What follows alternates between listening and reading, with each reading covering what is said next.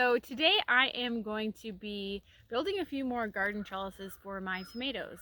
Before we start, I just wanted to show you a few of the different trellis systems that I've built here in the garden for free, just from materials we had around that we had brought, natural materials, things like fencing that have been cut into small lengths and were not useful because trellising your garden can be really expensive if you're doing things like using the hog panels that everyone loves to use because they're really sturdy. But if you're wanting a lot of vertical growing space, the cost on that really adds up pretty quickly. So I'll just show you some things that I have done for free, and I will show you as I build. I think I'm gonna do just a normal trellis and a teepee trellis today. So I will show you how I do that. It's really easy, and like I said, free. That's the best part. So this was actually the first trellis that I built last year. It's just from branches and logs from, I think these are all maple trees that we had cut down that were around the garden shading it out. And then baling twine. I know a lot of people will build trellises like these, then they'll screw or nail them together. And I wanted it to be a little more flexible than that. I wanted to be able to adjust these at will without needing to bring any machinery out here. If you don't have baling twine on hand, pretty much any farmer anywhere, anybody that has hay is gonna have piles and piles of this, and I'm sure if you ask, they would be willing to share.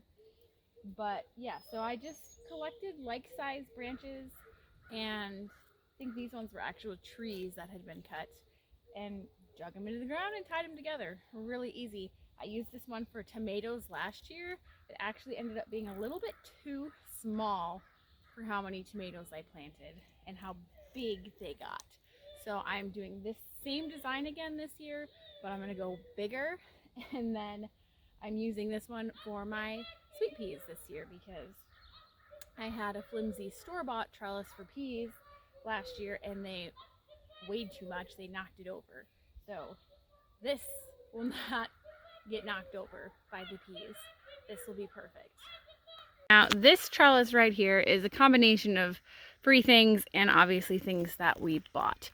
So the posts were clotheslines that were here, but they were in an area that we have now expanded the garden into, and I like a retractable clothesline more than a big bulky one that I have to look out and see all the time.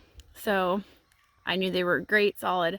I wanted to use them for something else. And then I do have two of these cattle panels. I had used them for cucumbers, and I had tried one of the cattle panels for tomato last year, and I just didn't like it. So this year I'm going to use these for my climbing beans. Climbing beans can get really, really tall, and this is great. It's taller than me, so it's probably about 6 foot high, very sturdy. It's not gonna go anywhere.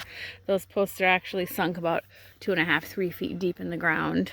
So I had to pay for the cattle panels, obviously, but otherwise this is a nice setup and it's really solid.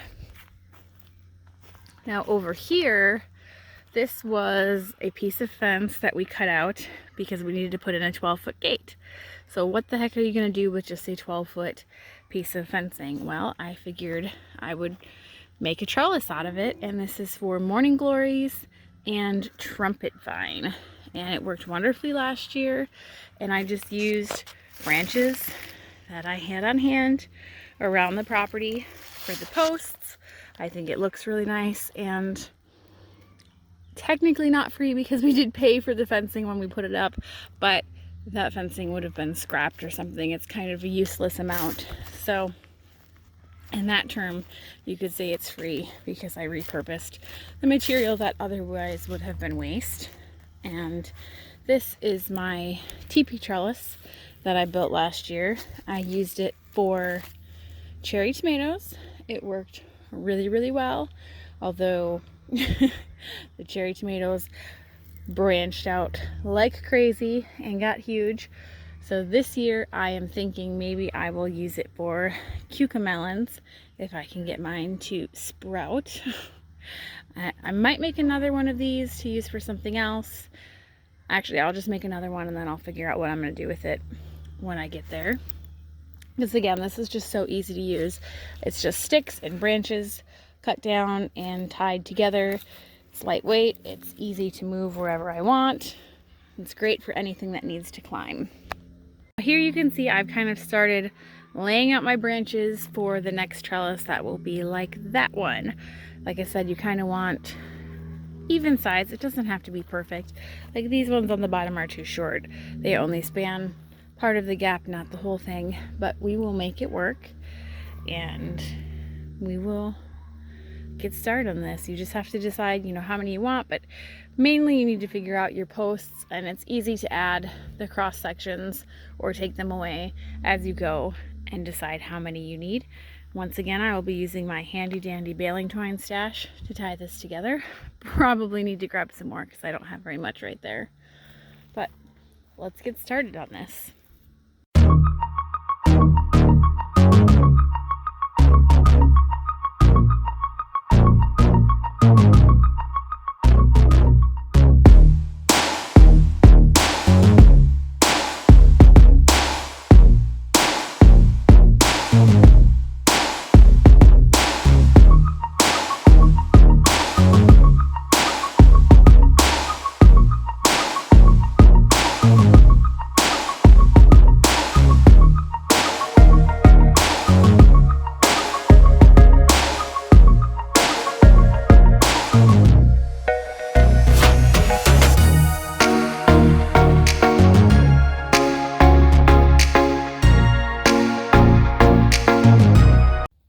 Okay, that trellis is done.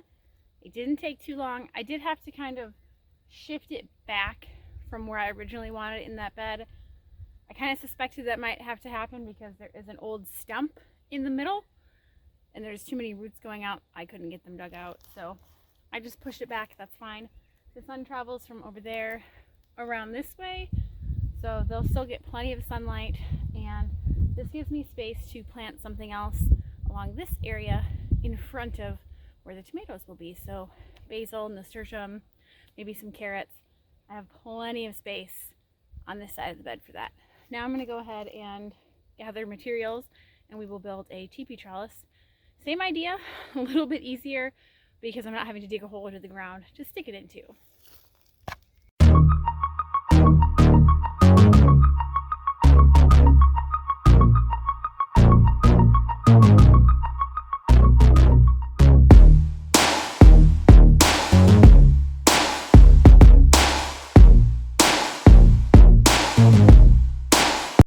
That's how I build my trellises. Nothing fancy, but they're free, they're easy to move around. Even the taller ones, they're pretty easy to move around. You can either dismantle them and move them, or if you have help, pick them up and move them elsewhere.